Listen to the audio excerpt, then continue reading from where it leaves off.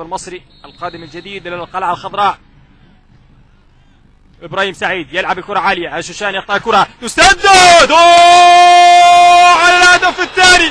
يظهر الآن الكابيتان، يظهر اللاعب الكبير قائد الفريق أحمد سعد بتسديدة قذيفة صاروخية رائعة. يقول إلى الجماهير: اللاعب الذي يبدع، اللاعب الذي يقدم، اللاعب الذي يمتع، يذهب إلى المدرب هنا على أرضية ملعب 11 من يونيو. إذا في لحظة يظهر، في ثانية، هذا اللاعب الخطير، اللاعب الذي كانت هناك عروض من الترجي. نعم، لاعب يقدم في أداء رائع.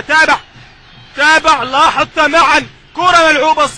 سميضة يتفرج، سميضة يلاحظ الابعاد كان من الشوشان، ولكن إلى من مهدت الكرة؟ إلى الكابيتان وأحمد سعد، الفهد الأسمر، الغزال الأسمر الكبير الذي يقدم العطاء. شوف تابع الكرة على يسار حارس المرمى، ولكن سميضة يتابع الكرة تتهادى إلى الشباك، معلنة أن الأهلي يتقدم بهدفين.